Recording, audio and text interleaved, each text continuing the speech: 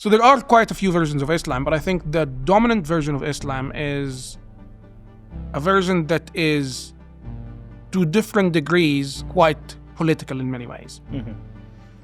But regardless of whatever it is, in the UK, we could have chosen, like I always say this, if you allow every Emirati to move to London tomorrow, London is going to be one of the greatest cities globally. It's going to be amazing for business. It's going to be amazing, to start a business, to, have a family, whatever it is. If you allow the same number of, the equivalent number of people from Afghanistan or Pakistan, you're going to have serious issues because of the difference in, what kind of version of Islam they practice. And no one wants to admit this. That's the challenge I have. No one wants to talk about this because that's racist.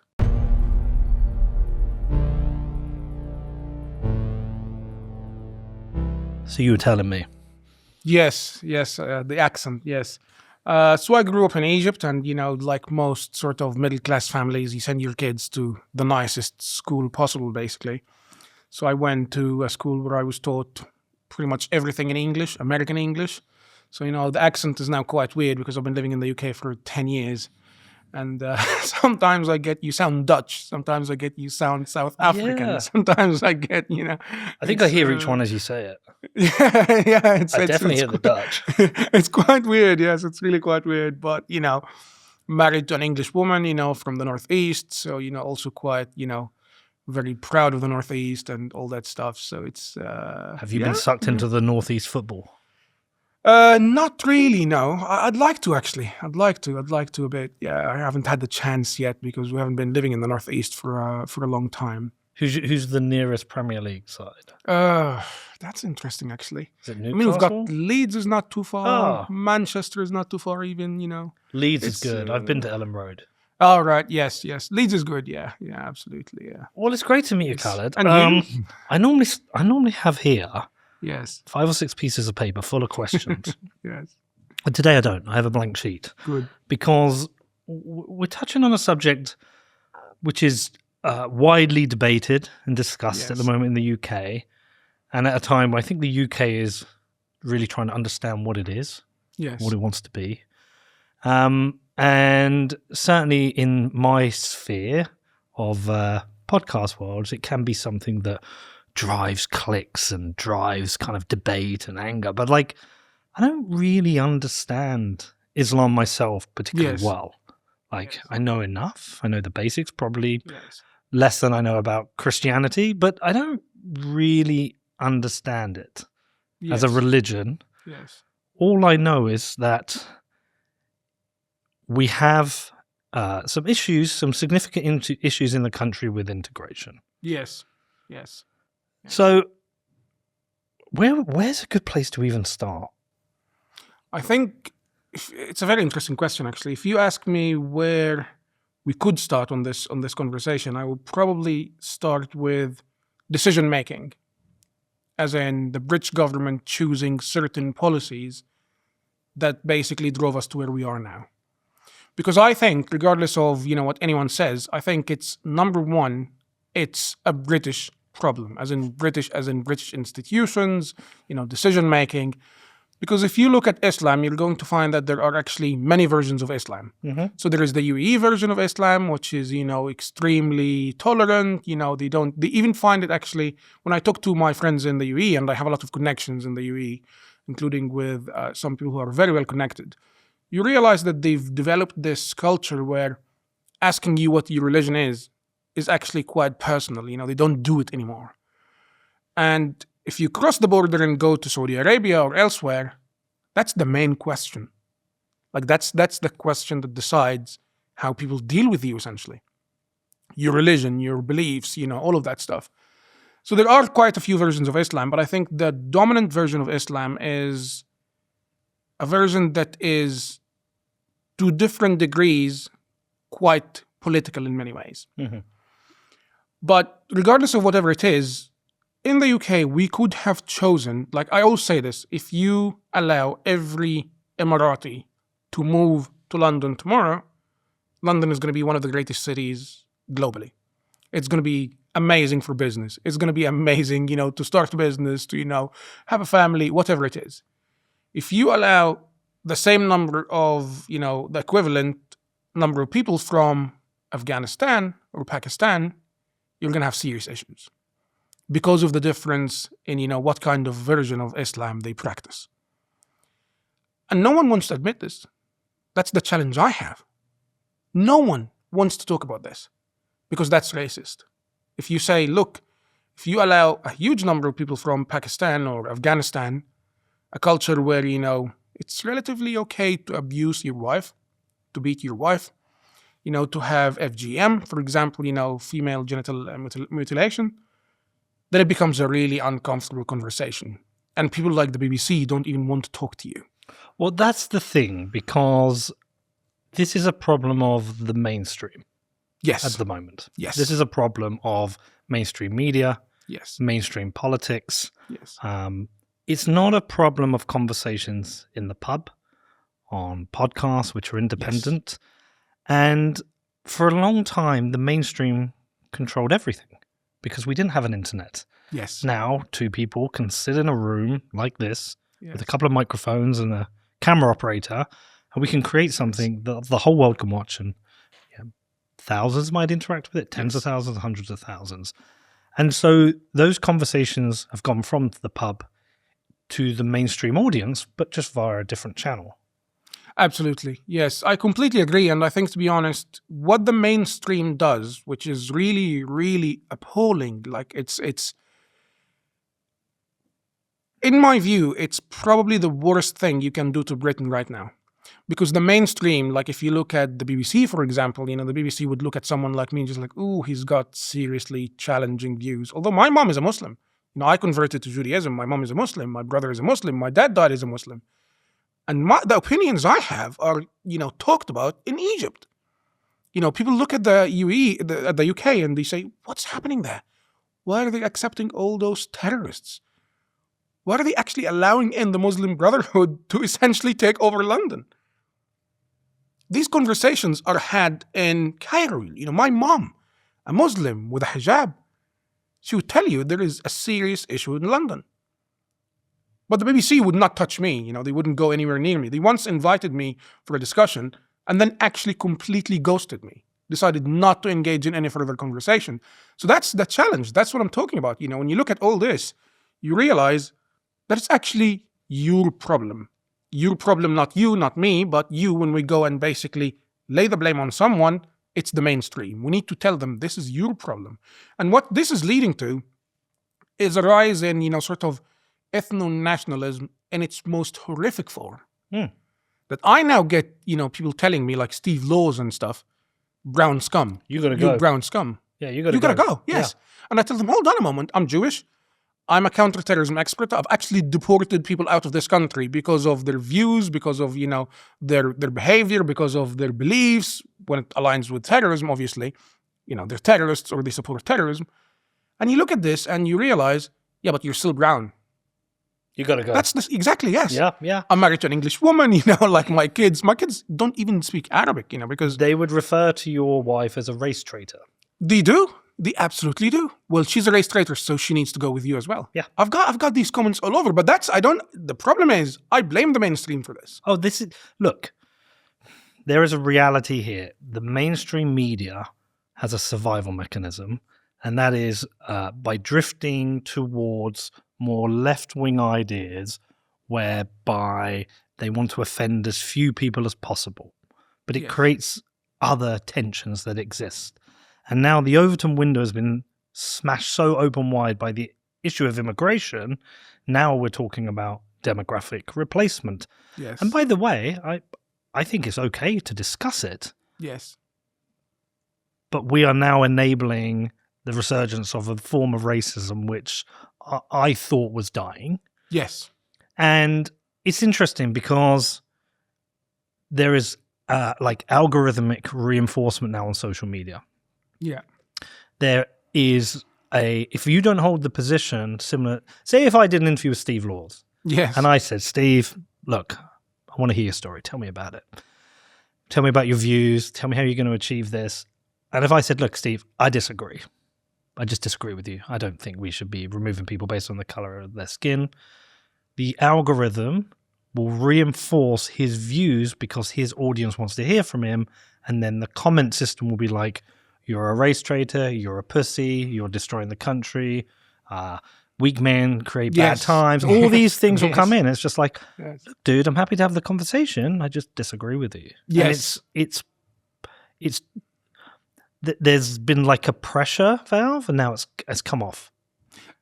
Absolutely. And the challenge is, if you look at someone like Steve Laws, and if he decides to have his own podcast, I'm not giving him ideas, but let's say he decides to do this, he may do at some point, yes, like all of us. There are no checks and balances. There is nothing that anyone can do. So the idea of the mainstream, that you have the BBC, and if the BBC does anything that is sort of impartial, that is not impartial, or something, that is, quite obviously biased, or whatever it is, you can, complain. There is a process. That was the idea of the mainstream. It started off as a good idea, like you can actually have a certain process where you go and, it's sort of not influenced by the government, not influenced by blah, blah, blah. But it went into a direction now where the BBC refuses to acknowledge Hamas as a terrorist group. And they tell you that this designation is political. Well, terrorism is, in its very nature, political. So that means that the BBC is refusing to accept that there is terrorism, essentially.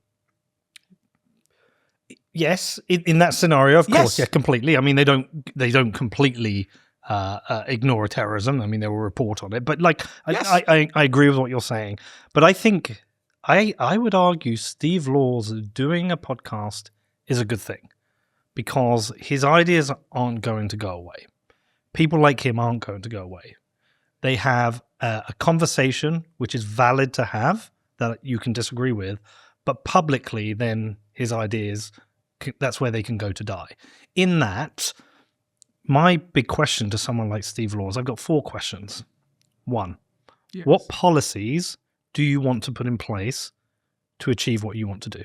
2, how are you going to accumulate enough power to make that happen? 3, how are you going to execute this? And 4, how are you going to bind the country by these laws? And this is where the argument crumbles, because politics, you require a big tent. There won't be a big enough tent for his ideas. But even if he did accumulate enough power, executing it would destroy construction, the NHS, essentially it would destroy the economy. And so his nationalist revolution would likely lead to internal civil war. You would also have to then police ethnicity. And policing ethnicity requires a police state. So you have to become very authoritarian. You become a Nazi, essentially. You become a Nazi state. And it doesn't work. The problem I have with actually giving him a podcast or even giving him a platform, and this is my own personal experience. So I come from Egypt, where basically Nazism is okay. Like, Hitler is glorified. Like that's the mainstream view, that Hitler was a great guy. I've had German friends of mine visit in Cairo, and they often see, they're often asked, like when they said, oh, I'm German, or I come from Germany, or whatever it is, and I'm here for a holiday, they always get, oh, Hitler was a great guy, wasn't he? That is literally a serious comment from the overwhelming majority of Egyptians. Is that just because they hate the Jews? Yes. Yeah. So the problem is... Hold on, so you must be seen as the ultimate traitor in Cairo. 100%.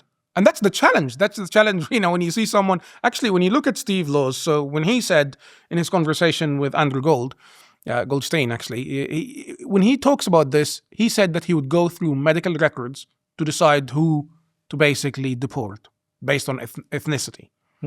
So if he does this and he decides to deport every brown person, then that will include me, obviously, and potentially my children, because, they're sort of mixed race. Although he can't, they look like their mom, but obviously if he's going to go through medical records, then that, includes DNA.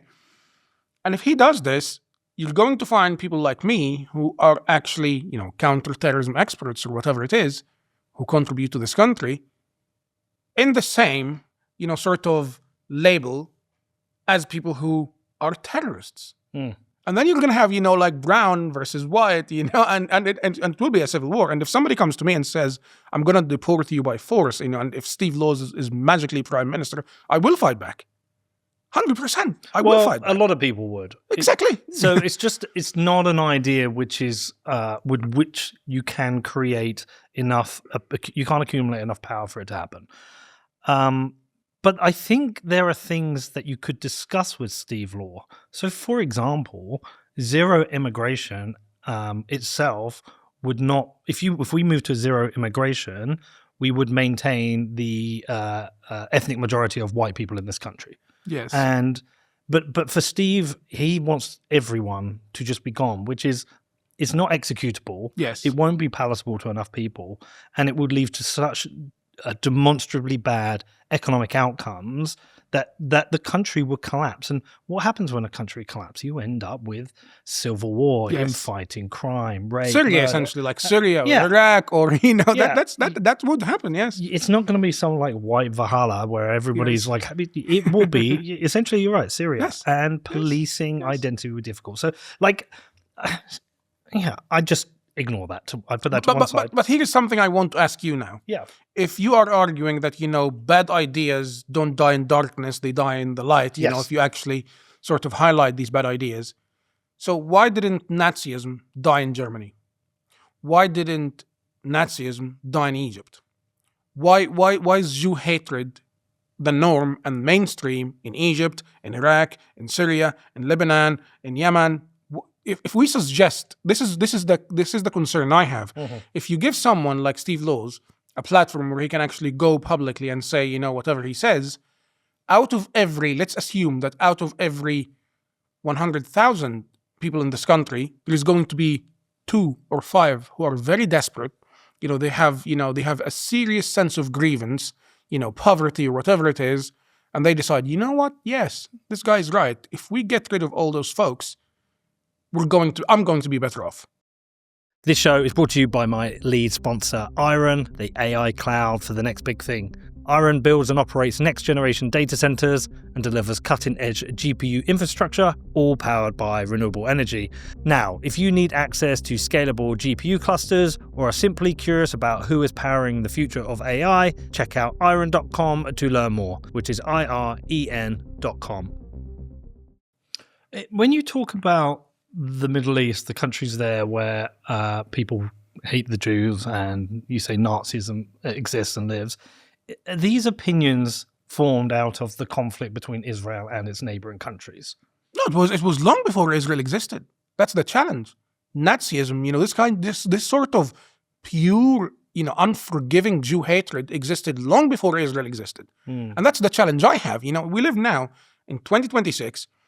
And if we are suggesting that if you debate bad ideas go away, then why is communism in the US spreading? Why is socialism in the UK still, But what is your alternative? My alternative is there needs to be a framework. There needs to be a framework where we say, right, we can discuss pretty much everything except for X, Y, Z. So you think speech should be policed and ideas should be policed? They should not be policed, but nothing should be absolute. Like, we should never have absolute free speech. In the sense of, if someone says, I want to deport everyone who's non-white, then that should be, in my view, treated as Nazism, because that's dangerous. And if this actually spreads, we're going to have a civil war, as you and I have agreed. Of course, but it's a slippery... I'm not a free speech absolutist. My red line is that incitement to violence, and it must be a high bar. I mean, if you tell someone to go and murder somebody, and they do, I think you've incited violence. I don't think that is free speech. But I don't believe in the idea of suppressing Steve Laws. I don't think it will work.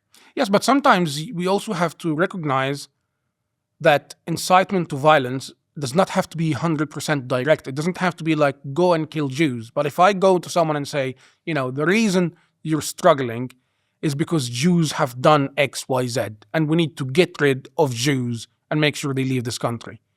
And then you're going to have one maniac who decides, okay, I'm going to take things into my own hands, and just goes ahead and just does it. Do you think that's the threat that we're facing? Oh no, I understand the point, but do you think suppressing the speech would stop that person? Yes, and I'll tell you why. If you look at the UAE, if you have someone like Steve Laws, who says what he says, he is going to be immediately deported or put in prison for a very long time. If he says what? If he says stuff like, I should get rid of every, brown person, or I should get rid of, we should get rid of black people in this country. What if in that country he said, we should get rid of every Jew, or we should get rid of the Christians or the white people? I believe it's the same. Is it the same time in UAE? Yes. Yes. The UAE, I'll tell you something very interesting, actually. I haven't discussed this before. One of the most prominent former officials in the UAE made an anti-Semitic tweet. I took this tweet and I shared it with a contact in the UAE government. They forced him to remove that tweet. He deleted that tweet himself. And I'm telling you, I'm talking about someone who's well known globally, a former official. Yeah, but as an official, yes, you can enforce that. You can.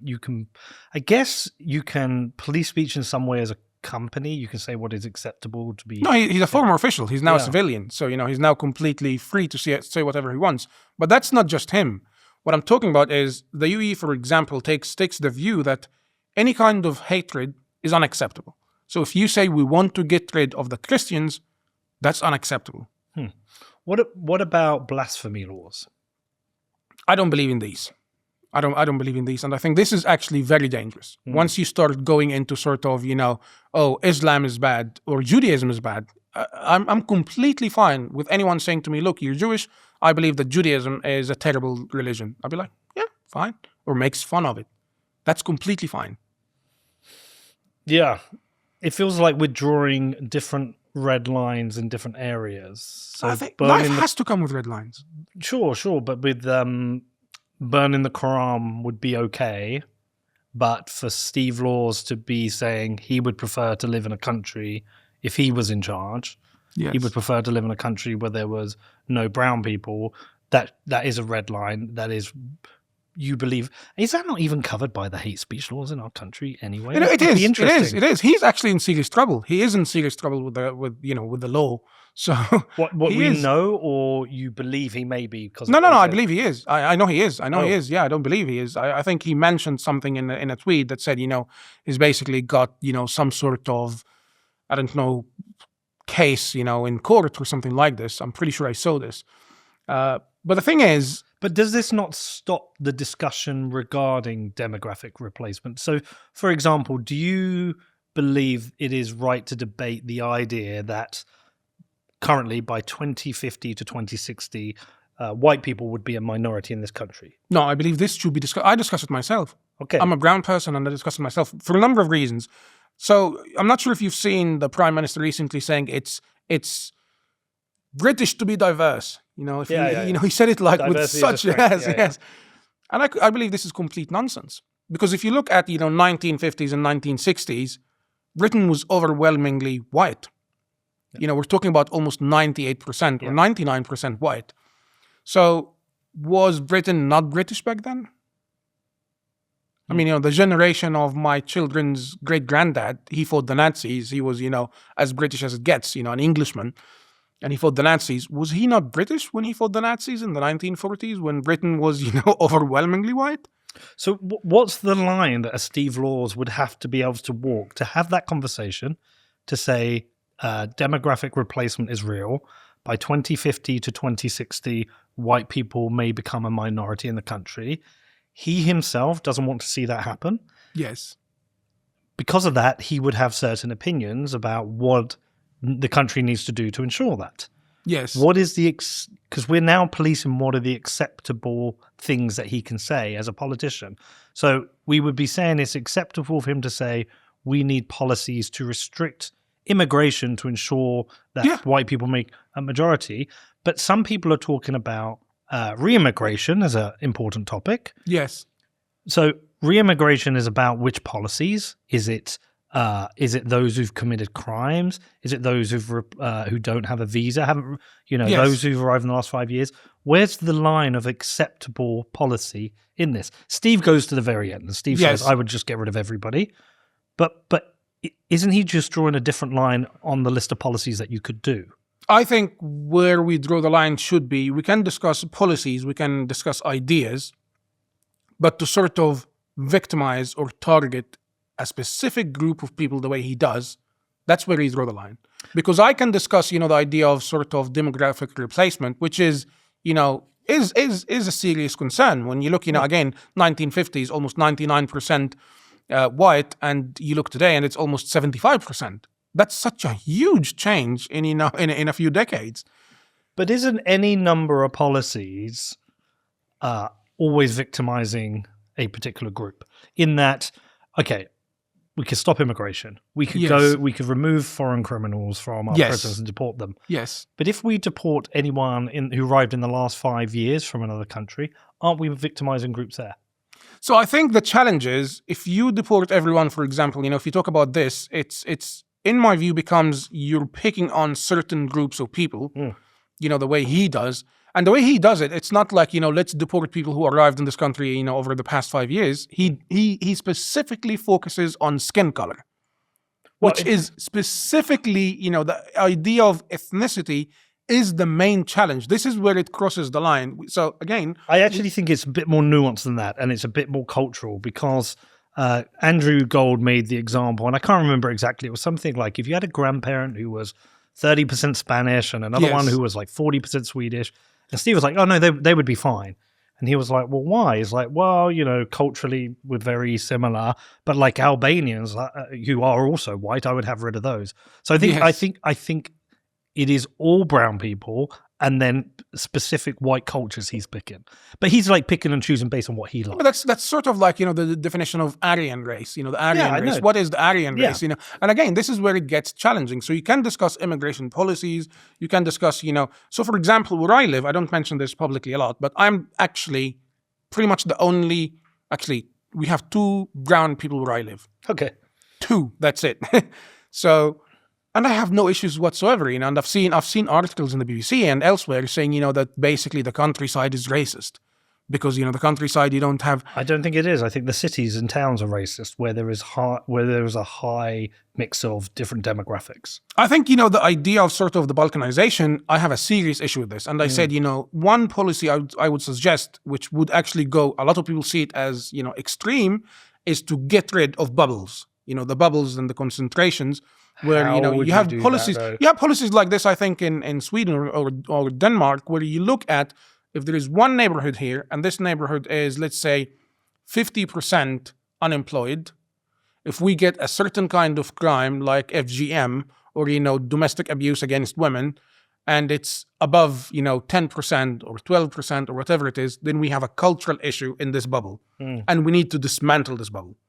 And that's what they have again. I can't remember whether it was Sweden or Denmark. Do you know what Milton Friedman said about immigration? It was really interesting. He said, I'll get the dates wrong, but back, say, in, 1925 in America. Yes. And anyone listening can correct me on the year. But say it was 1925. America had pretty much open immigration. Anyone could come. Yes. And everyone was happy with it. It was cool. You can come. Yes. No problem at all. And now they have less open immigration. Everyone's angry with it. And he said, the difference is now you have the welfare state. He said, you can basically choose. You can either have open immigration or a welfare state, but you can't have the two. Because the welfare state will attract people from other cultures, countries, which doesn't have it, towards that. And that's what causes the problem in society. And that immigration can work perfectly well with no welfare state. Yes. I mean, it's a very interesting point of view, but I think the reason immigration has gone really badly in the UK is because, unlike the US, we don't have the constitution. Like back then, in the 1950s, someone could move from Egypt and go to, to the US and become an American, and like, I believe in the constitution now. I'm an American, I believe in the constitution, I believe in this country. And that's it, you're American, because the constitution is sort of their own Bible in a way. In Britain, we decided to do mass immigration and at the very same time reject organized religion. So organized religion became something horrific, like Tony Blair would never mention that he's, a Christian, when he was actually in politics, because people would look at him like, ooh, this guy goes to church, what is he, Also, it's not very Christian to go and bomb another country and kill 1 million people. But regardless of what his policies were, like he believes he's a Christian, he would go to church and all that stuff. but he wouldn't mention it because it's unpopular. Like, people would not elect someone who's religious or someone who believes in God. They view this as like, like you're against science, you're against, modernity, you're against progressiveness. So we got rid of basically the values or the foundations of this country, which is Christianity, national identity, and we did mass immigration. And the people who came to Britain, we did not expect them to sort of sign up for any kind of national identity. British we just culture. didn't. Yeah. We just didn't. Like, we didn't. Like, you can come from Turkey and you believe, that Britain is horrible. We have Ala Abdel Fattah who came from Egypt and he believes that, London should be set on fire and whatever it is. And he's a British citizen, he's never been to Britain in a way. Like, he's never actually lived in this country. Yep. He never paid tax. He never got married here. He never went to school here. His wife is not English or British. He's almost certainly costing the state money right now. Yes, but he's just been given a passport because his mom was born here when her mom was studying in London. So we just gave his mom a passport. It was like, oh, you're born in London. Here's a passport, and now every child you have can have it. Yeah.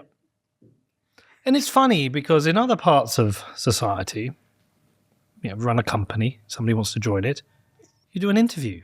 And in that interview, yes, qualification, experience matter, but you're going to make a decision on whether there's a cultural fit as well. Yes. And you will reject some. Like, Steve Laws would probably get rejected in a lot of large companies because they don't think he's a cultural fit. Yes. And in your own home, you get to choose who comes into your home. Yes. Even if you own a restaurant or a nightclub, you get to reject people. But as a country, we don't seem to have done the same thing. Well, it's absolutely unbelievable because even Egypt is doing immigration in a better way. So if you are someone, let's say, my mom's best friend was actually Palestinian, and she, pretty much lived her entire life in Egypt. Her family moved to Egypt when she was like 4, and, she went to school with my mom. I'm talking about, the 70s and all that stuff. And she got Egyptian citizenship in her like late 50s after she married an Egyptian man and she was with him for like 5 or 10 years. And then she got it. So, there are things that we need to have a framework that actually says we have values and you need to sign up for these values. As someone who went through that process, I can tell you there were no checks whatsoever. Like, no one goes and checks, does Khaled believe that Britain is a good country? Does he hate it? Does he, like, who is he? I mean, we literally let people come and live here who hate this country. Yes. We let people come here who want this country to become an Islamic country. Yes. And I think the religious point's really important. I was having a look into this. Like, for example, in Pakistan, you can only become, I'm not sure if it's president or prime minister, but if they have both, tell me if I've got this wrong, but you can only do it if you're a Muslim. And they only allow 10 seats for minority religions within the parliament. Yes. Whereas within our country, we allow anyone to come in, anyone holds in any views. Anyone holding any views can run for local office, can run for an MP, and can become prime minister. And I find that really interesting because religion sets the base laws of a country. We are still a Christian country. Our base laws are Christian. And Islamic countries have base laws which are based on as kind of Islamic rules. Yes. And they don't, there are contradictions between those laws. And so if you allow a certain religion to grow significantly within a country, you're going to have pressure on changing the laws. So for example, cousin marriage would be the obvious example. Yes. But it could go more to the extreme with that. And that's what I find really unusual because there's an incredible amount of history that has shown that with large dominant competing religions, that leads to warfare, it leads to violence, it leads to, I don't know, sectarianism. We've seen it in Northern Ireland between Catholics and Protestants. I mean, Lebanon's an absolute shit show. Yeah. It just doesn't work. I mean, the Pope said it works. He said Lebanon is a great example of multiculturalism when he actually visited, and that's the Pope. Yeah. And this really shows you how terrible things are. Maybe in the West. there's a small window bubble where these things did work. Maybe there was a period of time in Lebanon when it did work, and there's a period of time in the UK when it did work. But ultimately, the trajectory is to sectarianism. And Yes. look, I've been to Lebanon, and it's not in good shape. Yes. I mean, the government's stolen all the money. The infrastructure doesn't work. They don't have power. Yes. And And it's one of the most beautiful countries you can ever imagine. It's beautiful country, Yeah. beautiful women. Oh, yes. Amazing food, Yeah. and just cool people. Yes, yes. The Lebanese Yes. are incredible. yes. But there's also a large and accepted terrorist organization. Yes. And there is significant amounts of poverty outside of Beirut, like Yes. just terrible amounts of poverty. And then there are like those 10, 20 billionaires who stole all the money. Yes, yes, yes. It's the challenge is I think we're doing everything the wrong way in Britain. Yeah. Although we actually should know better because, Britain has a proud history, the empire, one of the most successful I think Britain was actually one of the most successful experiments in human history, if you ask me. Yeah. Extremely stable. Like, if you look at British history, you're going to find that before Brexit, whether, regardless of, how anyone feels about Brexit, it did sort of start a process of instability, at least political instability. But before Brexit, we were extremely stable, this country did not have wars. This country did not have invasions. It didn't have, sort of any major, event or development like the Middle East, for example. But the thing is, wherever you look, you're going to find that we have decided to opt for or go for the most destructive way or the most destructive mindset. So, for example, if you look at, the entire concept of religion, we have decided that it's racist to ask about religion or to sort of wonder if someone is doing something because it's part of the religion. We decided that beliefs do not matter. I'm going to treat you as my equal in every way. A conversation can be racist just because it examines. Yes, a exactly. subject. Yes, exactly. So if you say, so I have a really serious question, for example. During the first wave of protests after the Hamas attack in Israel, October 7th, we had a man who is linked to Hizb al-Tahrir, which is, again, designated terrorist organization now. It hadn't been, back then. It wasn't. And he stood in the middle of London and he said, Jihad, Allahu Akbar, Jihad, Jihad. And then the CPS, the Crown Prosecution Service, basically, and the police said that they had specialist officers who examined the footage of this man calling for jihad, and they decided that he was not calling for jihad. He was calling for internal strife or internal struggle, because jihad can be two things. Like, look, you want to have sex. So they bottled it. And you have sort of the jihad within yourself to resist that urge to have sex. Sure, but they bottled it, right? But who is the specialist officer? They said we had specialist officers who examined this footage and decided that this man was not calling for terrorism. I'm going to assume he was Muslim. That's a key question. Was he Muslim? Oh, you don't know?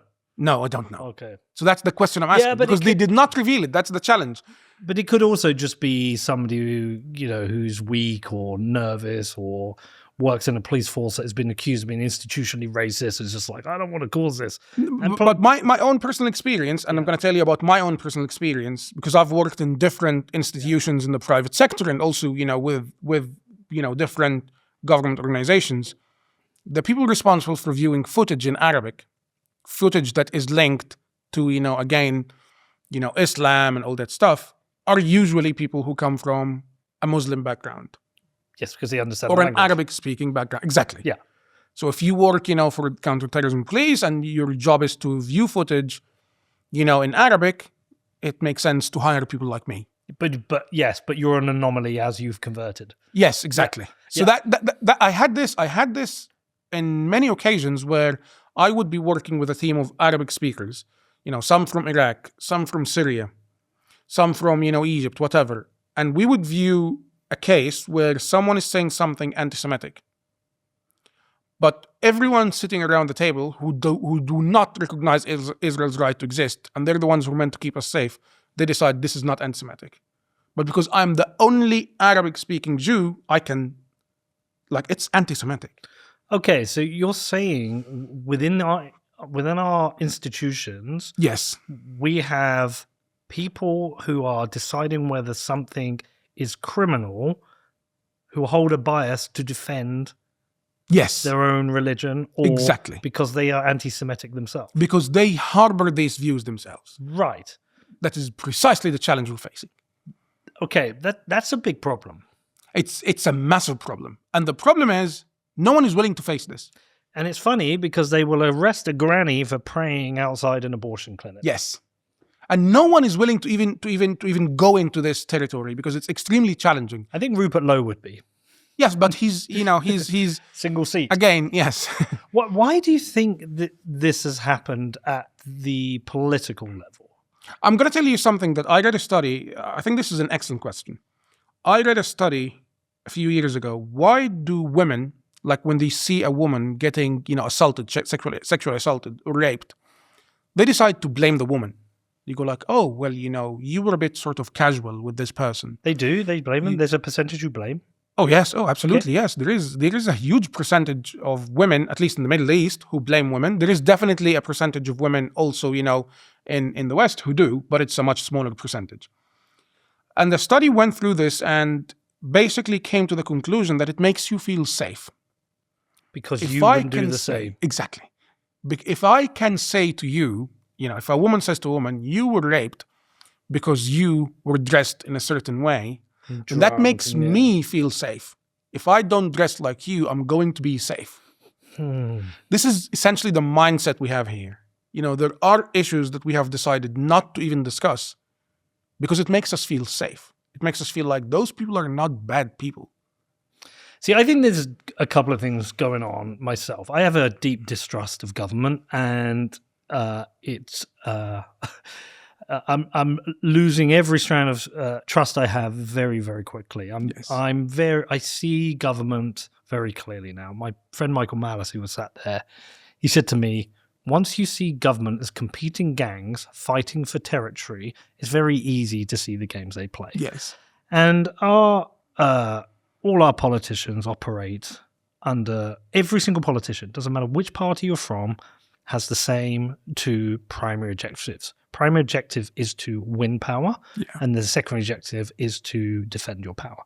Yes. And what happens is the incentives are such that when you have control of creating the rules and the laws, yes, and we have the ability, and that's not just at a rights level, but that's at a business level or a personal level. When you have the ability to do that, and you have control of the creation of money, you will naturally create laws and rules and distribute money to the special interest groups that will vote for you. Yes. That just naturally happens. And it's why politics is so corrosive right now. And so if the Muslim vote tends to trend towards voting for the Labour Party, you're going to give special privileges to those, which can be welfare, which can be blasphemy laws, which can be the allowance of more mosques. You're going to give all the religious freedom to that group to ensure that group keeps voting for you because they're a special interest for you. Yes. And so that creates that there are perverse incentives there. But secondly, it creates a flywheel because what happens is the accumulation of power starts to happen within that community, and that community will then vote for that community. Yes. So you get a flywheel that expands the protection of that religion whilst degrading the protection of, say, Christianity or other religions. And it just that's how we get these perverse incentives. Like, I see it very clearly. But the solutions to this at a political level, a lot of people in this country haven't got the stomach for it. It doesn't mean we shouldn't look at it, but they don't have the stomach for it. Yes. I completely agree with you. And the challenge is, there is also, if you've been to Westminster and sort of, went to Parliament and dealt with parliamentarians and, state officials, you're going to sort of realize that there is something else, actually a lot worse, going on there. It's essentially a game of survival. So if you go and you meet an official, let's say a government minister, and this government minister has his own staff, and he's meeting you because he thinks, oh, Khaled is, he's an expert on the Middle East, he knows blah, blah, blah. His staff will start to play a game of survival with you. So they will try to basically gatekeep to make sure that, this guy doesn't come into their territory and sort of, gets given a job. And you end up with survival games across all levels. So the staff of the MPs, the staff of the government ministers, everyone is looking out for themselves because these are extremely rare opportunities, to be working with a state official. So it's not about who's best for the country or who can actually offer the best sort of ideas or solutions or what. No, it's not that. It's about who can survive here. So, everyone gatekeeps, and the officials themselves and the MPs do the same. And it's essentially a game of survival. So I always say in Westminster, it's almost 90% trying to backstab others or avoid being backstabbed by others, and 10% actually doing the job. Yeah. Which is essentially ends up with a country that no one is running this country. That's the challenge. No one is running this country. No. This is the deep state Liz Truss talks about. It's not even the deep state, because the deep state suggests, that there is some sort of, intention to impose, certain views or whatever it is. But we're just heading in one direction that no one knows any different. Like, everyone knows that this is how we've been doing things for the past 10 years. And we're going to continue doing things the same way for the next 10 or 20 years. And it's going to be, somebody else's problem when I'm done, basically. Okay, so what do you do about it? I think what you do about this is you dismantle the entire system. You seriously dismantle the entire system. You seriously, yeah, exactly. Yeah. What you need to do is you need someone to say, look, Parliament has the authority. If we have a minister who decides that Ala Abdel Fattah needs to go, he goes. He just writes a little piece of paper and this guy goes. It's as simple as this. So we have to get rid of the ECHR? 100%. 100%. It has no role to play in the future of Britain. Because it was quite funny, because a lot of people saying, why don't we just kick this guy out? Why don't we just not let him in? It was actually just, we couldn't legally. Yes, exactly. It was just procedural, right? He had the right, he applied. Yes. And what we're actually saying is we need someone to have the ability to quite easily go, we don't want him in our country. Yes. He's never lived here, never paid tax. Yes.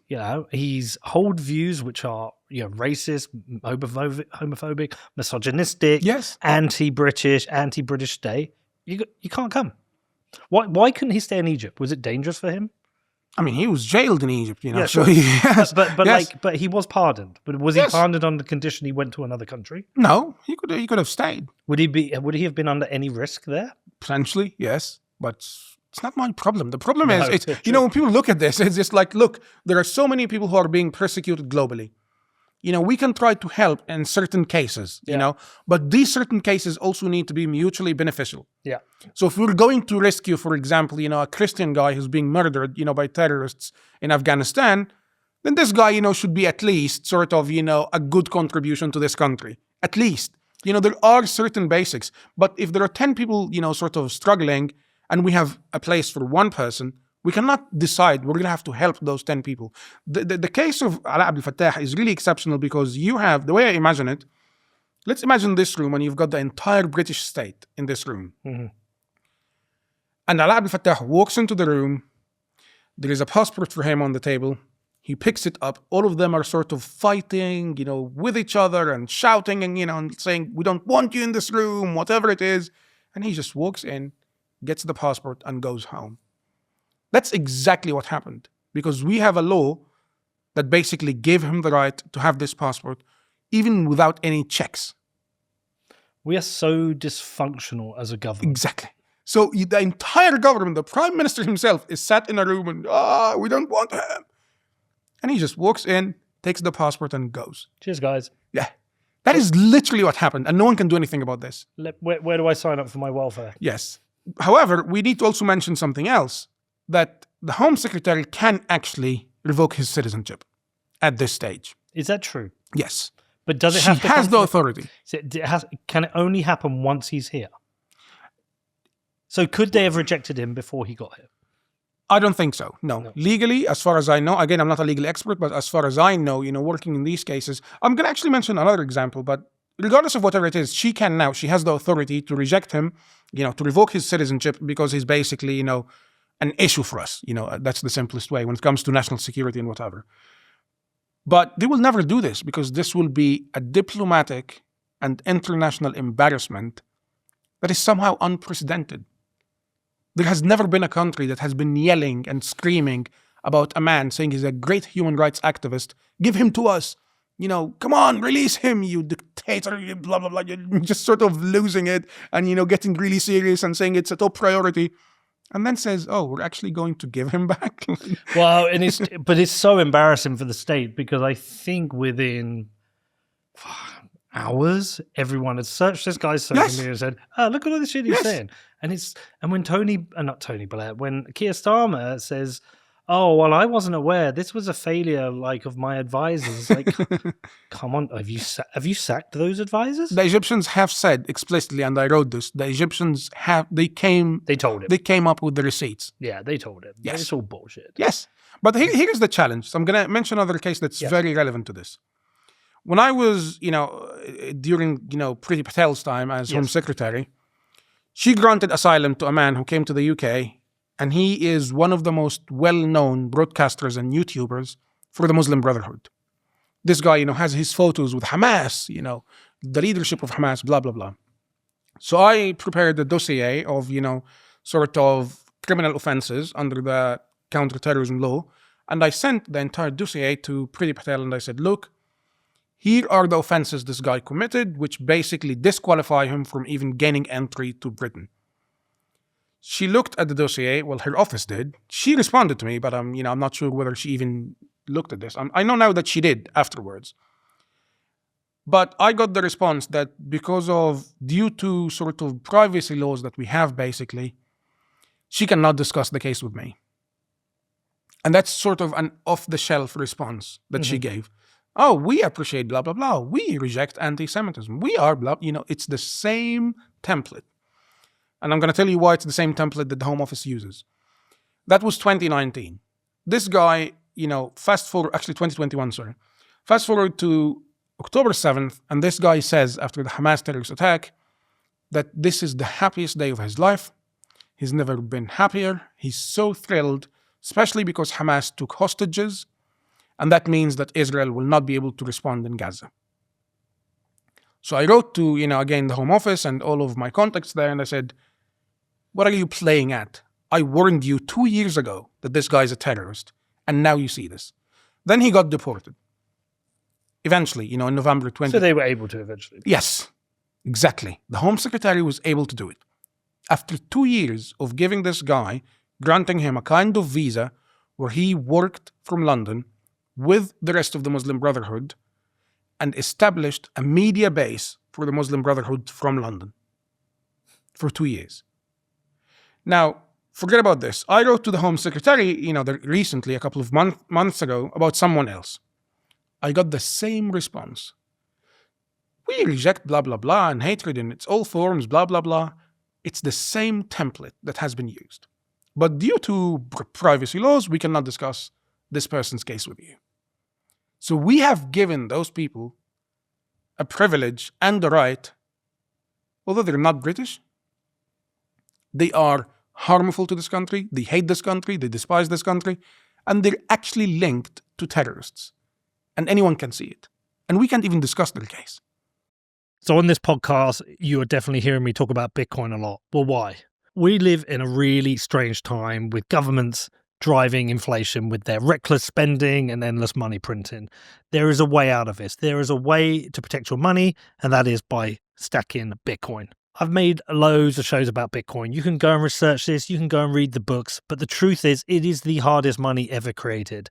If you are interested in protecting your financial future, it's time for you to get on the Bitcoin train. I've been stacking Bitcoin personally and through my businesses since 2017. It's protected me, it's secured my family's future, and it also strengthens all of my businesses. So if you want to start stacking Bitcoin, where do you do it? Well, for me, it's with Gemini. They're a fully licensed, full reserve exchange and custodian, so they give you a secure way for you to buy and own your Bitcoin. There's no risks and no funny business. So if you're serious about stacking Bitcoin the right way, head over to Gemini.com, which is GEMINI.com. So if you were writing the new immigration laws for this country, how would you structure them? With regards to reducing the threat of Islam in this country. I would make ministers personally responsible for every case they sign off. Okay. So if you are a minister, you have a case, and this case is Ala Abdel Fattah's case. You make the decision. Does he go in? Does he come in? Or do we leave him, basically? If you sign off, and he... Would you prevent people coming to the country from specific countries? Yes, 100%. Not entirely. I would say there are cases, again, where, if you look at Egypt, for example, if you look at, Afghanistan, we have people in Afghanistan that worked with, the British Army. People who are serious, people who really believe in, the values of this country. Again, it's rare. It's not, it's not, the common thing. But that would require probably temporary citizenship and a citizenship test and ensuring that person is... Yes, and again, the ministers sign off personally. So I would designate different countries into, risk categories. A bit like Trump did. Yes, exactly, yes. So if someone wants to come from Germany, it's not a big deal, is it? Someone wants to come from the US, in most cases, it's not a big deal. But if someone wants to come from Pakistan, if someone wants to come from Egypt, if someone wants to come from Yemen, then this requires, again, an increased level of scrutiny, of investigations that actually meets the risk level. How big a problem do we have with the more extreme elements of Islam in this country, the extremists who may be plotting or preparing acts of terrorism within this country? Is it still a significant and large problem? 100%. Yeah. I think, even if you read, the assessments that we get almost every year now from our security services, Islamist extremism is still the main thing.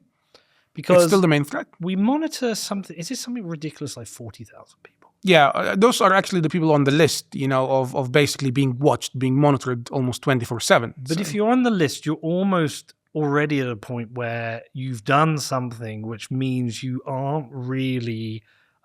you've done something which, how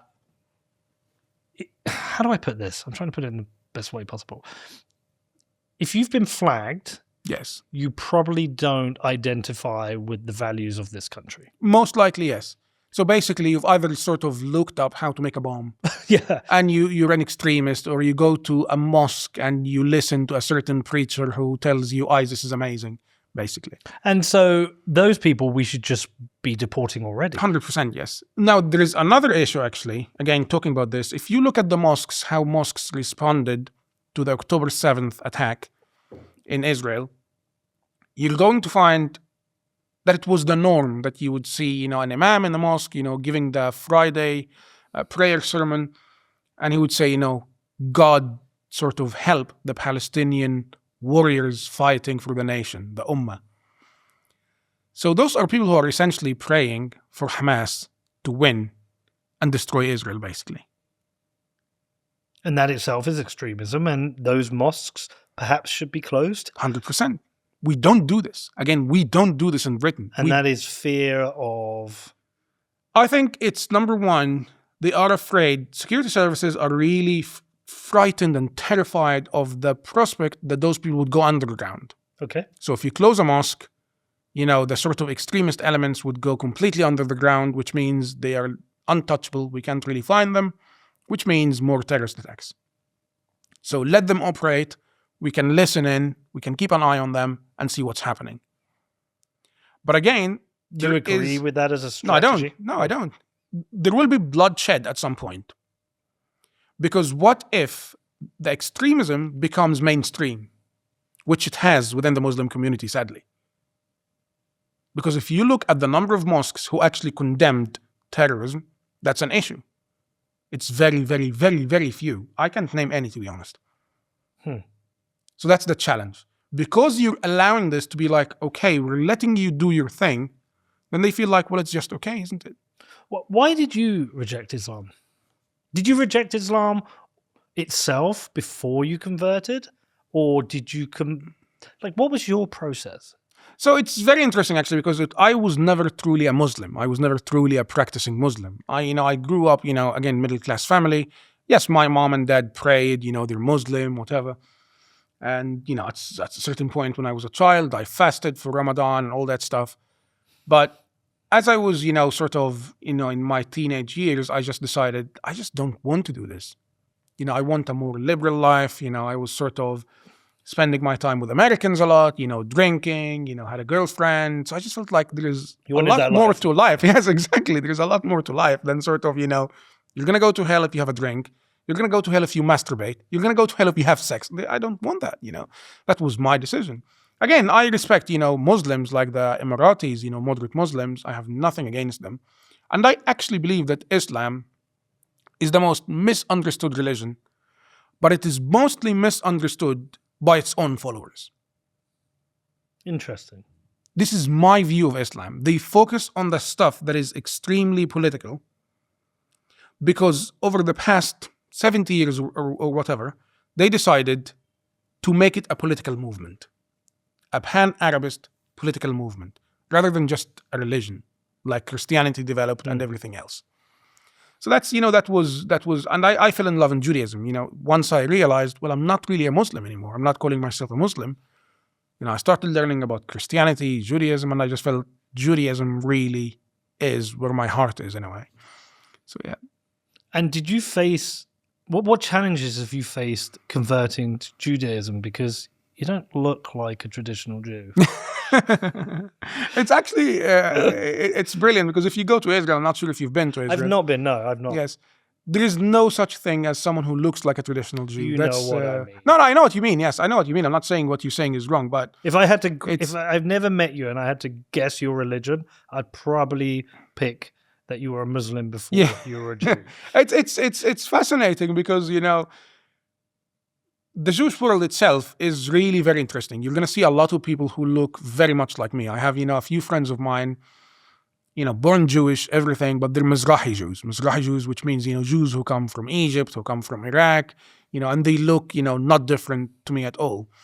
But I think in the UK, we're used to, the more sort of Ashkenazi Jews, in the traditional sense. But I think the question is, I think the challenges of converting to Judaism is, number one, Judaism is essentially banned in Egypt. And by banned, I mean, there are mosques. We have really serious historic mosques, because Egypt is, has one of the oldest Jewish communities globally. There's only now around, I think, 6 Jews left in Egypt. But the challenges are, it's virtually impossible. It is seen, even the slightest interest in Judaism, or even reading a Jewish novel, a novel written by a Jew, that could be seen as an indication of espionage. You could be seen as a Mossad agent, or an agent for the Jews, or whatever it is. So it's virtually impossible, basically. And then when you convert, you become again this, ultimate traitor of, Islam, Muslim. And I always get this comment, you sold out Islam. It's like, what do you mean I sold? Like, do you think people get paid to leave Islam? Although actually, there is a concept in Islam where you can pay people to become Muslim. What? Yeah. So zakah, which is the charity that you give in Islam, it can be given in certain cases. So it can be given to someone who's a widow, for example, and, to orphans, to whatever it is, and giving people who just converted to Islam or are considering converting to Islam is legitimate. It's a legitimate way to spend your money, to convert people to Islam, basically. Would you face any significant risks if you went back to Egypt now? Yeah, absolutely. Absolutely. Can you basically not go back? No, I can't. No, you can't go back. Yeah. And especially now, after, October 7th as well and everything else, and, sort of, working with, Israeli decision makers, meeting Israeli decision makers, it's a big no-no, yeah. Where has this left you philosophically with regards to religion? And I say that as somebody raised Catholic, went to church as a kid, have rejected it as an adult. When I go to church, I don't feel what people feel there. I have no faith. I'm wondering what is it I'm missing here? I don't get it. I don't have that spiritual part to me. Yes. So I ask you, like, what's this done for you philosophically with regards to a world where we have multiple religions Yes.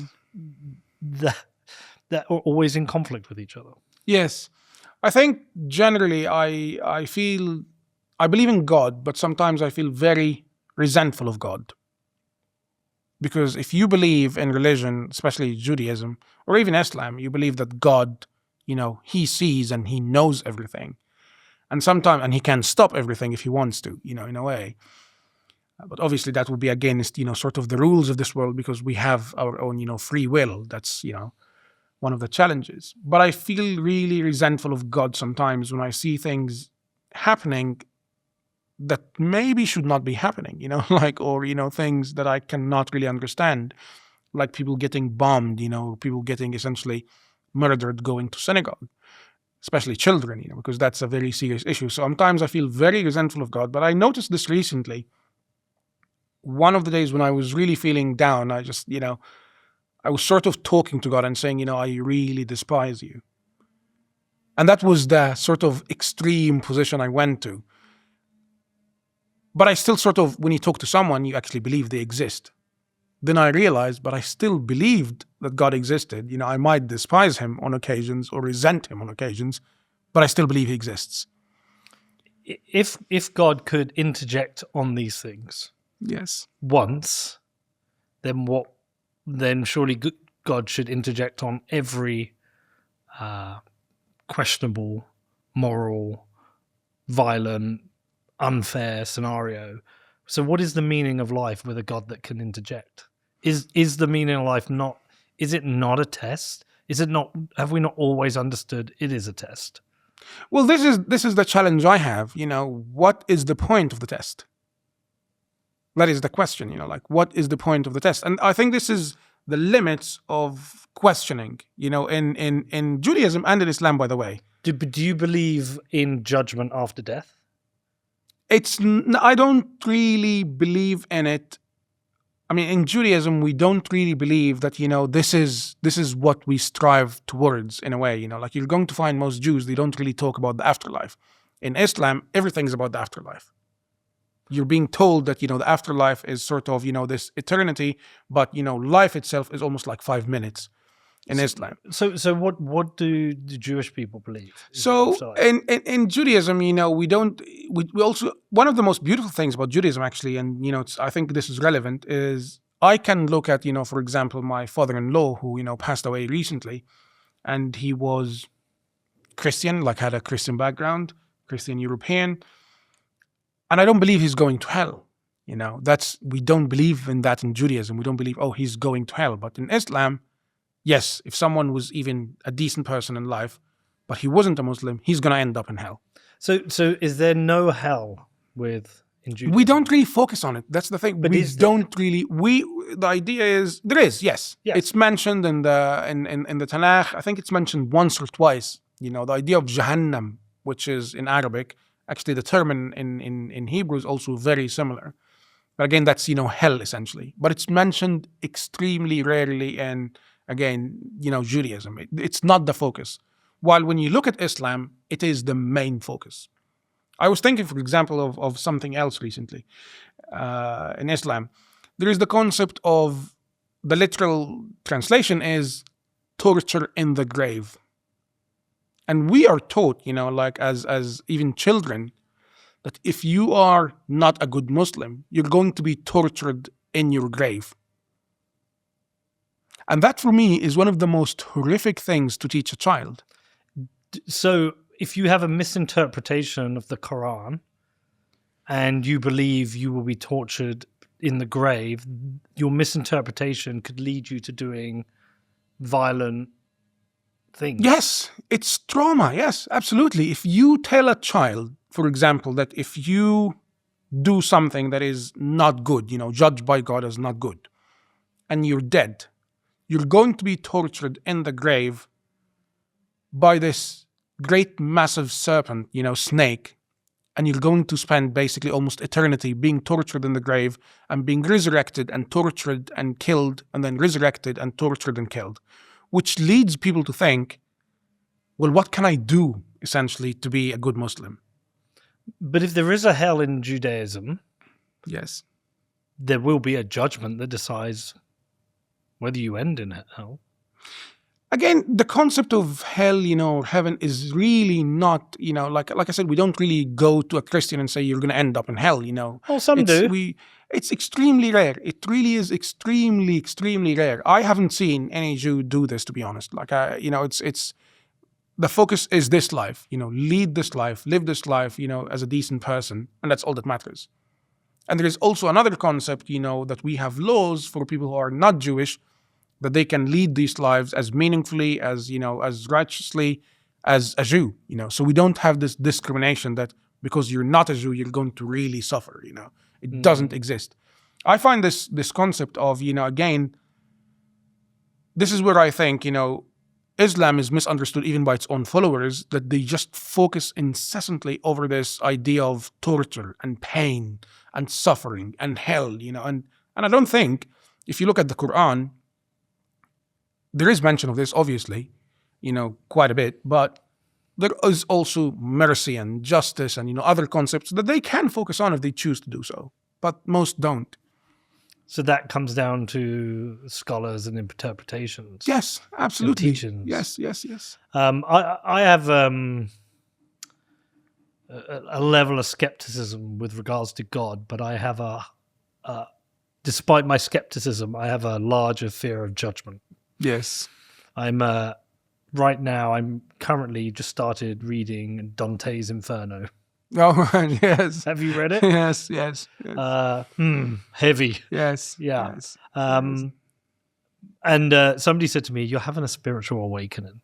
And I was like, "What do you mean?" They said, "Because you are starting to question who you are on this planet and the things you do, the impact on others." Yes. And that is a good thing. Yes. But it is a spiritual journey. Yeah. 100%. You know the saying, there are no atheists in the trenches. It's I think that sort of applies to me, because if you come from the Middle East and you have seen things that most people in Britain would never see. Like, I have seen people getting killed, in the Middle East. I have seen people getting, killed as in slaughtered. I've had friends of mine shot. I had friends, I've seen things that most, even if you see like a 90-year-old in Britain, they don't really, most of them don't really get to see a lot of the stuff that we see in the Middle East. And I think that gives you sort of a decision, you have to believe in something. Otherwise, you end up going mad in a way. But I think also it's very interesting, because I believe that faith is also why you do things that you would not do otherwise if you didn't have faith. Like, now you see, when people talk about, are we going to go to war against Russia? And you see a lot of people saying, I wouldn't go to war for Britain now. Part of it is because people no longer have faith. Yeah. That draw to having a faith is, I think it's an interesting one, because I think you can get lost in life. Yes. There's like a purpose, but you're meant to believe you're meant to have. You're meant to work hard, get a job, but in front of us are temptations everywhere, and even micro temptations, which are, I know, like, for example, with a podcast like this. Yes. The temptations are, well, sponsorship income is good. Yes. I should get clicks. Well, how do I get clicks? I could get Steve Laws on here. Yes. And I'd get 200,000-300,000 views and such and such. But am I doing it because I want to talk to Steve Laws?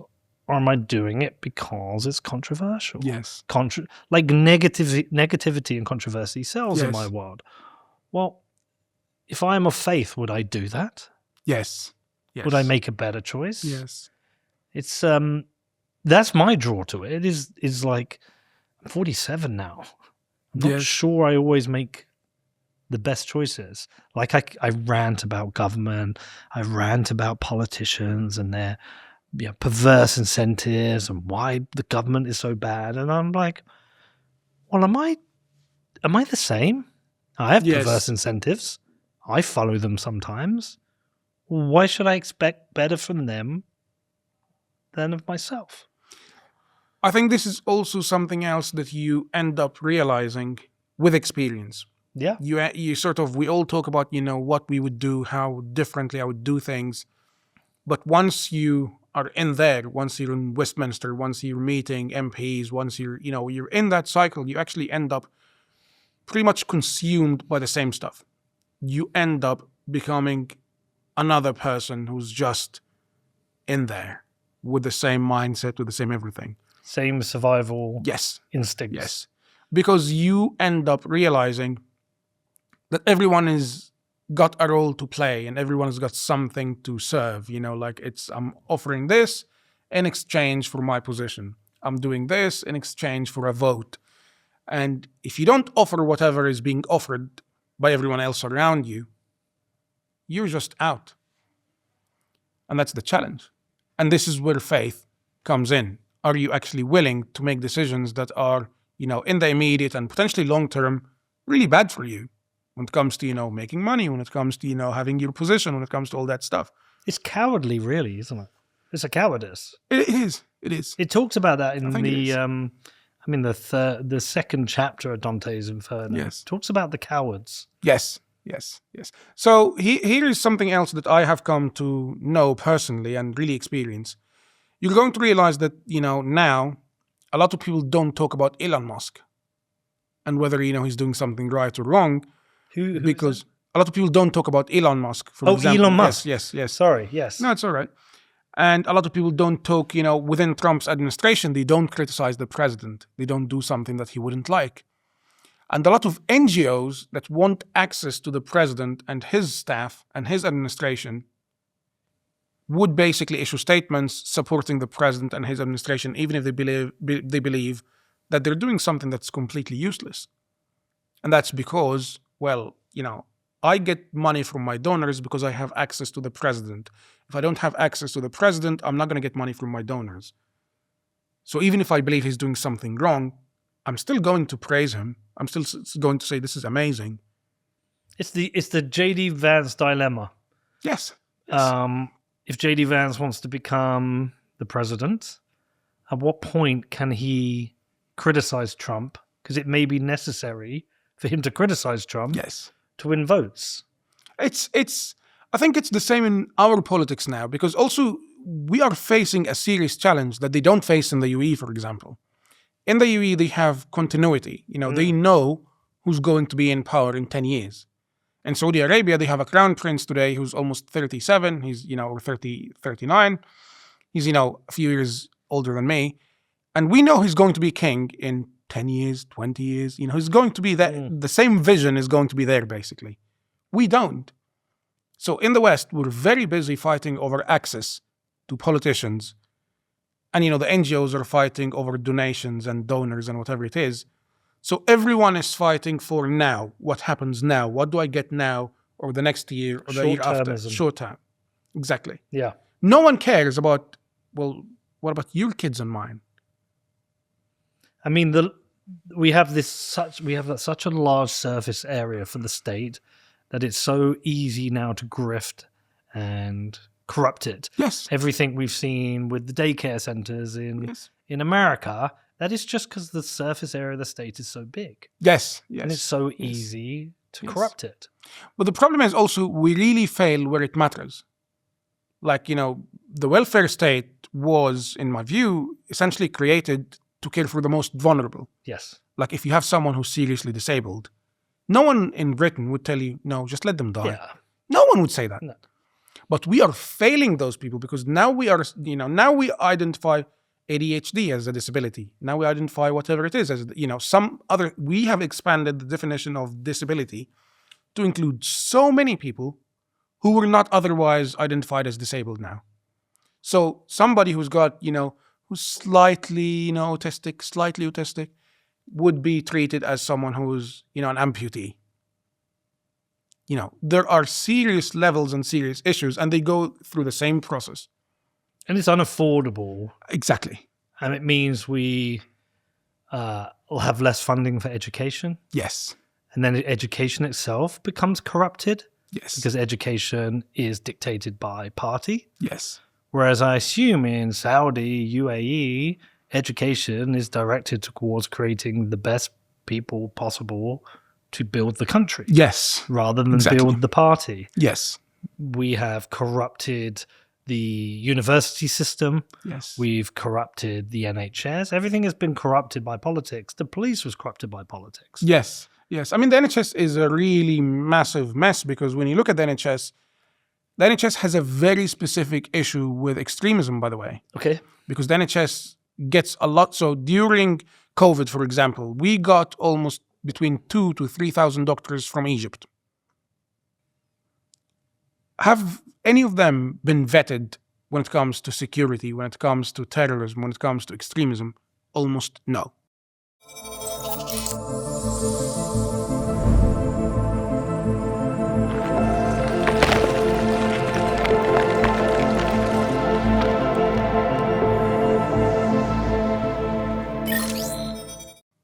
And by the way, on that point, what hole does that leave in the Egyptian health service? That's another thing.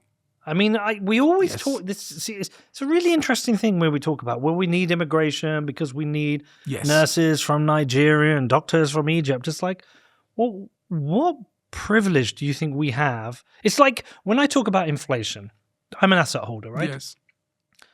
I benefit from inflation. I'm against Yes. inflation, but Yes. I benefit from it. Yes. For me to win through inflation, somebody has to lose. Yes. I have greater purchasing power. Other people have lesser purchasing power. Yes. I did nothing for that. Yes. I did nothing. So what privilege is it that we think we have that we should just be taking healthcare workers from other countries and not answering the question, well, what does that do to their health service? That's very true, actually, because that has been happening in Egypt and it seriously drained, healthcare system in Egypt. It seriously drained it. It is now talked about in Egypt that Egyptian doctors are leaving because they're not getting paid well, so they end up leaving, but also because there is demand. The UK wants Egyptian doctors. And there is also another issue when it comes to the quality of our services. If someone is being educated in Egypt, where, the education system is really dreadful, they're not the same level as someone who's, been educated in London. And when you sort of inject 2,000 or 3,000 doctors in the NHS during a few months, then who's going to monitor the quality of the service? So is democracy itself a false god? I think democracy now, in that format where we have it, is really terrible. It's not working. It's just not working. It just isn't. I mean, in the world that I've been in for the last 10 years, there are many people who hate democracy. It is the tyranny of well, you say the tyranny of the majority, but with this Labour Party, it wasn't even a majority of the country. Yes. But it creates a tyranny that exists. And Yes. It corrupts everything it touches. It's disgusting. But what is the alternative? Do we return to a monarchy? I mean, in my view, to be honest, a monarchy worked really well. In the UAE, it worked really well, in different places. But obviously, there is no guarantee. You could get a prince who's completely mad and decides, The mad king. I'm going to... Exactly. But, we had Cromwell. We can cut their head off. Yes, well, I think Britain is really an exceptional case in many ways because we still have a monarchy. We still have, sort of some tradition. But we don't really know who we are anymore. Well, we spent centuries proving what works. Now we're proving what doesn't work. Yes, precisely. And I really fear for my children's future because now when you look at the NHS, my daughter, I don't talk about this publicly. I haven't actually talked about this publicly at all. She's a child. She had major life-changing surgery at the age of 2. And we were on an NHS list for a year. And then she had a doctor who operated on her. And he basically did so many things that were wrong, even, administrating the pain after the massive surgery that was horrific. This guy operated on almost 800 children. And the cases go from horrifically damaging the child to, sort of slightly damaging, or slightly, misconduct, basically. And he's a Muslim. I'm not saying that this is relevant, but when he was being investigated, he just fled the country. He headed to the UAE. How's she doing now? Is she okay? Yeah, she's not bad, yes, but obviously, you look at this and you realize, well, she was on a list waiting for a whole year. I think about my children a lot. Sorry? I think about my children a lot and this country. I was listening to, I think it was an interview with Dominic Cummings the other day that he did with The Spectator. And he was talking about a reason a lot of people are leaving this country is it's not for them. They've got to get their children out. Yes. Because where is the opportunity? Yes. I feel very similar. Yes. Khaled. Very, very similar at the moment. It's like, what is this country? What does it mean? What does it stand for? Yes. What is the opportunity? What is the future? And all I see is a government which gets worse every time. Yes. I have no faith in any party anymore. Yes. I think we are stupid. I think we breed stupidity. I think government will continue to get in debt. And the thing about the debt and the inflation that bothers me is we all know that the more debt this country has, the more we're stealing from the future of our children. Yes. And if that is the case, then we are cowards because we as adults, and I'm just doing the collective we, but the collective we is saying, I as an adult want stuff now. My children have to pay for that in the future. Like, yes. What cowards are we? We are meant to, as adults, create a better future for our children. Yes. The world they're inheriting from us is not better. It No. is significantly worse. But I don't believe that's the case in other countries. No. I mean, if you go to Saudi Arabia, you're going to see... I was thinking about this actually today, and I wanted to mention this. I think Britain now, as I would describe it, is potentially the place where aspirations go to die. Oh man, this is in my view. Yeah. Because you look at this and you realize, like they were discussing a recent policy that they suggested that anyone who passes their theory test, driving test, will have to wait for at least 6 months because they cannot possibly be ready in a couple of weeks. But is that really for their practical test? Is that bullshit? Is it basically because they just haven't got enough testers? Yeah, but the point is, why are you sort of putting things along the way to keep, to hold people back? And you look at Saudi Arabia and they're allowing women to drive. They're sort of, if you look at the Saudis, every single Saudi I've ever spoken to, and I've spoken to people who are really well connected in Riyadh, there is this vibe, there is this energy that the country is changing. We're allowing now theaters to open. We're allowing restaurants to, accept anyone. Everyone is getting dressed in a different way. Yes, we are still, we still have our tradition, but there's going to be alcohol being served soon. There's going to be, cinemas soon. Because it's attracting Westerners from shitholes like this. People are going, I don't want to be here anymore. And there's a lot of people living with cope. But there's people going, I don't want to live here anymore. Everything is expensive. Yes. But everything's getting worse. 100%. I think this is my main challenge with Britain.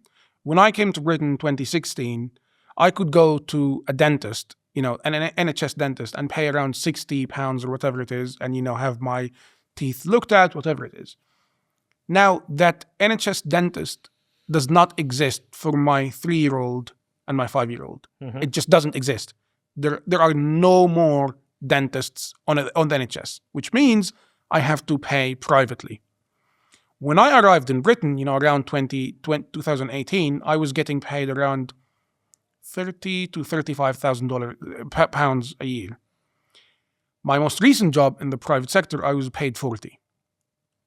So in almost 8 years, my salary hasn't really shifted. Your purchasing power has gone down as well. Exactly. And, I used to be able to go and, get an NHS dentist.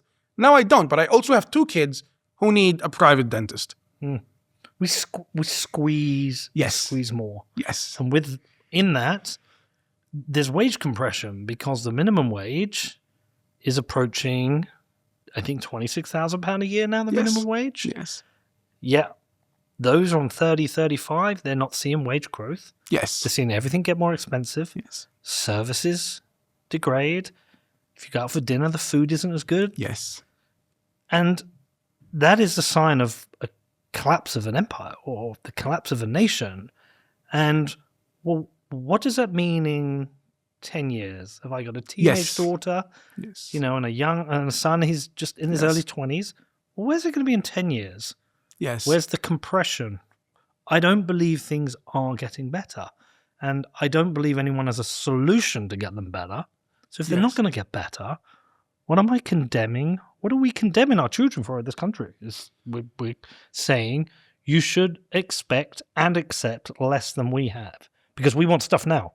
Yes, it's terrifying when you think about it, because Suicidal. also it really is suicidal, because when you think about it, like, I mean, I'm talking about 2016 when I arrived in Britain.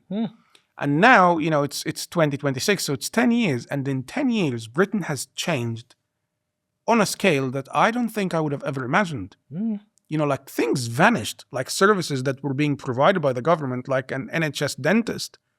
Not free, because you still paid, so, you know, sort of almost, you know, subsidized, let's say. And now it doesn't exist for my children. So what won't exist in 10 more years? That's the key question. If the NHS dentist is just vanished basically for people, then what won't exist in 10 years? And where's all the money going? Because that's what I would. Where's the fucking money going? Where's the money going? But it's I think, to be honest, the people of this country will regret voting Labour. You know, whoever voted for them. they're already there. Yes, but they will seriously regret this for many, many, many years. It's when they revolt. That's Yes. when I wonder. When will they revolt? When will collectively people say, this is just not unacceptable? And do you know what? I think Steve Laws is a revolt. And I think Tommy Robinson is a revolt. I think Zach Polanski Yes. is a revolt. I think in every... But it's in the wrong direction. I mean, Sure. somebody like Zach it's terrifying that he's actually gaining popularity now, and he's sort of... But it's expected, because actually, what is he complaining about? Same things that we're complaining about, Yes. almost. Yeah. Yeah. He is complaining about the collapse of services, the increase in taxes, the wealth disparity. Yes. And that wealth disparity, that comes from inflation. Yes. It comes from, it just comes from inflation. Yes. And so he sees the same problems that I see. Yes. We just have different solutions. I say freedom and liberty, burn down the government. He says make government bigger, tax the rich who will leave. But it's a scary... Sometimes I'm like, is it as bad as I think? Is it worse than I see? Is it better? I don't think it's better. So what do we do?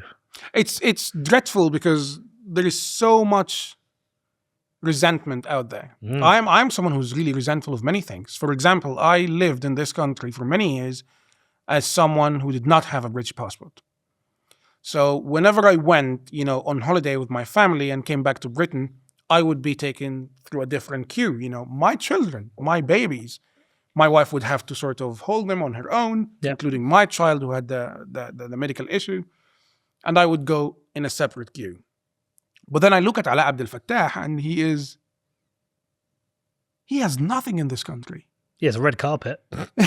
And the prime minister of this country, publicly welcomed him to this country. Well, that makes he you regrets think. that. And there is serious resentment. And obviously he's going to have access to the NHS now. Obviously he's going to have access to our public services now. But the thing is, right,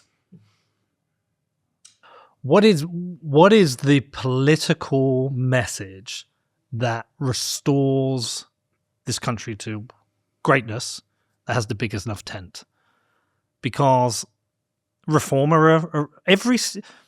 the demise of the Conservatives and the Labour Party is a reflection on everything we've spoken about. Yes. And the rise of Reform and Green are a reflection of that. Yes.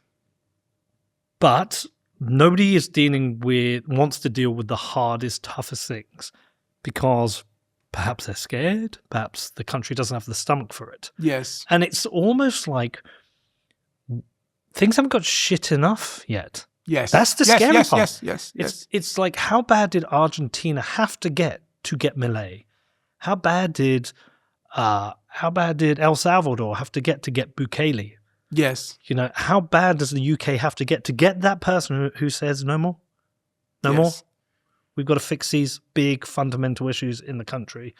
And I don't know. But it's also very scary, because when we get to that point where somebody says no more things have to change, what are they going to change? And who will be affected? Because let's look at it at, sort of the welfare state. If somebody decides enough is enough, you're going to have the people who are seriously vulnerable, Yes. the disabled, and everyone else seriously affected. Yes. I mean, look, we can trickle into, we can have this trickle of decay where things just get a little bit shitter, 1% shitter, 2% shitter every year. Or we can all collectively agree we've got to take a haircut here.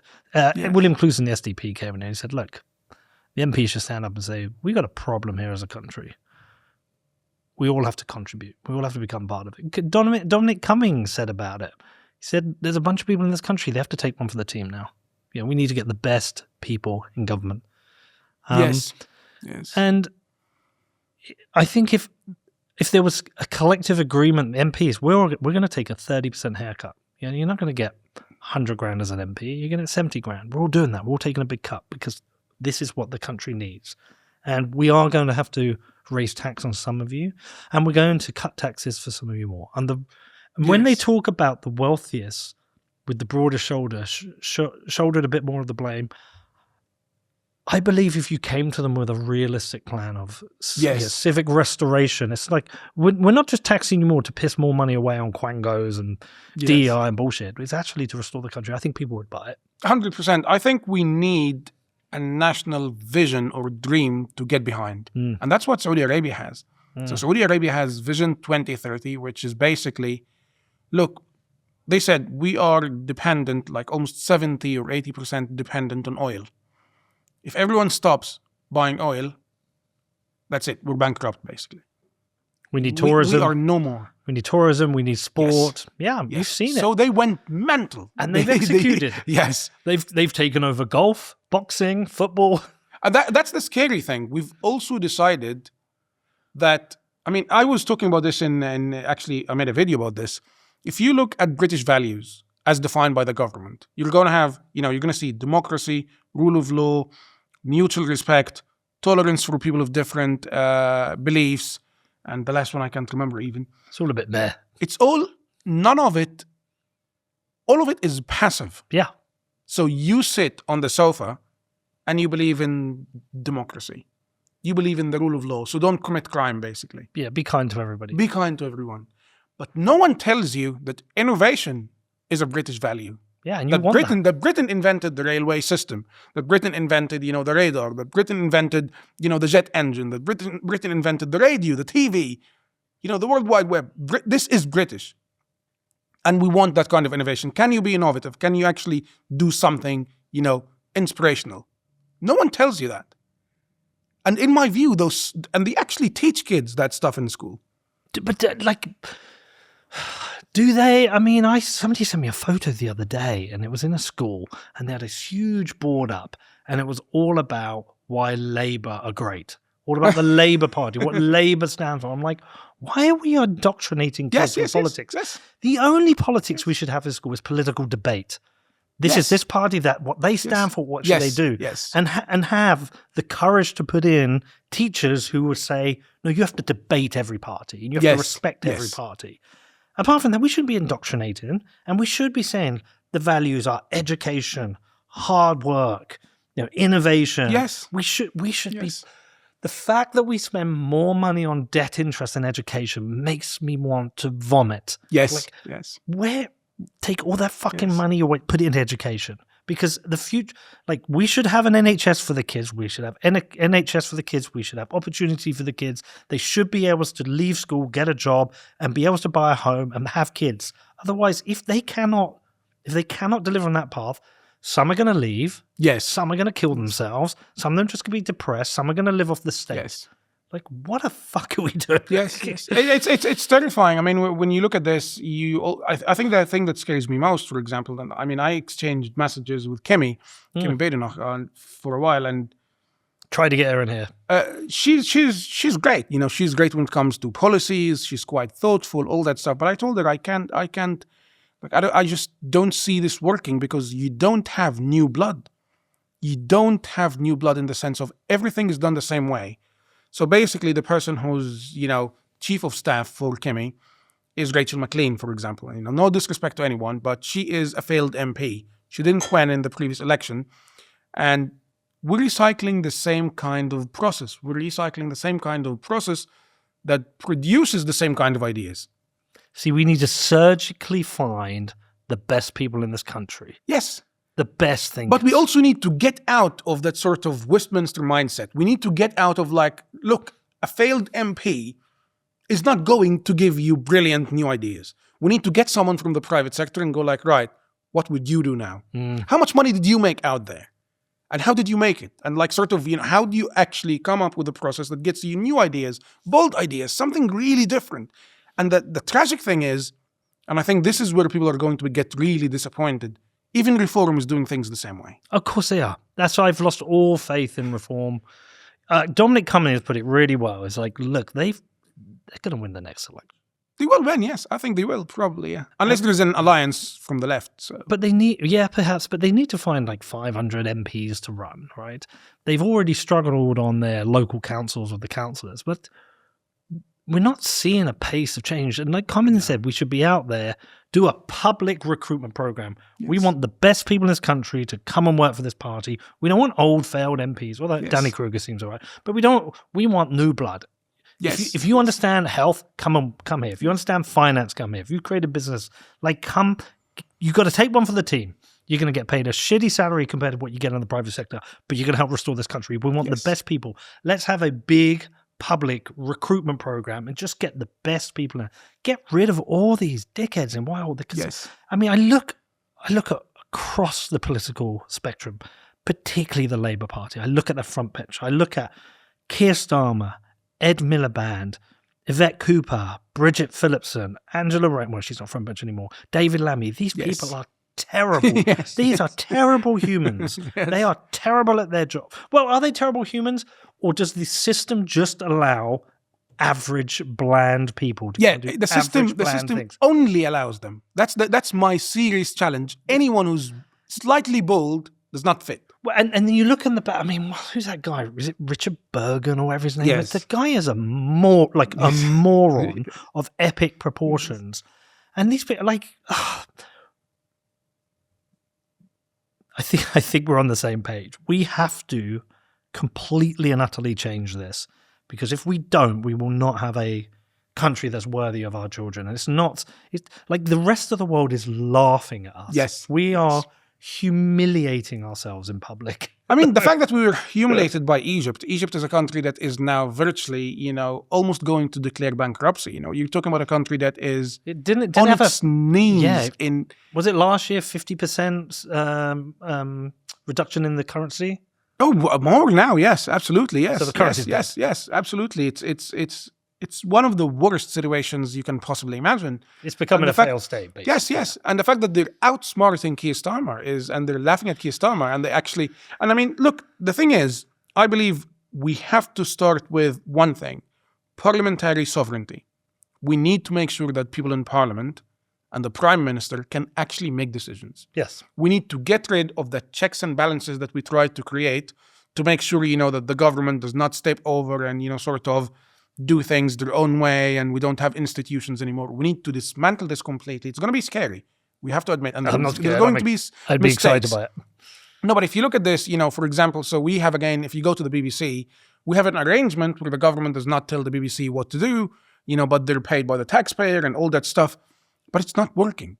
And we have to get rid of that stuff. We have to make sure that whoever we elect is going to be the decision maker. And if Britain collectively decides, look, we're going to have a sovereign wealth fund, which is something I think we should have. Agreed.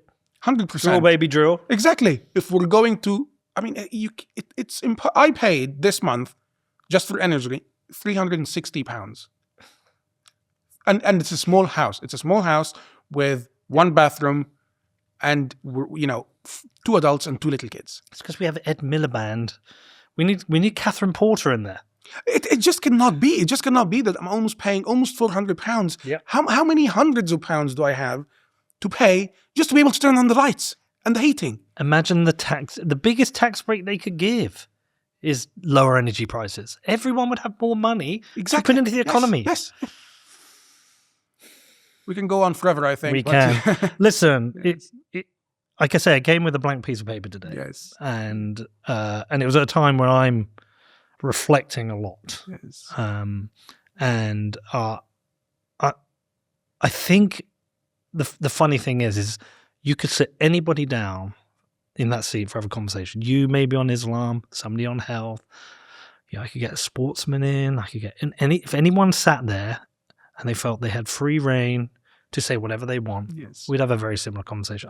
I imagine I could sit there with a Marxist, and the only point we start arguing is on the solutions. I think the symptoms, we would say the same. I think this country's fed up. I think we've got collective depression in this country because the hope has been destroyed. But for me, if we can collectively agree there is a problem and it's not going to be solved by left versus right narratives, then perhaps something can happen. I hope so. I really hope so. It was great to meet you, man. Thank you for having me. And thank you to everyone for listening. We'll see you soon.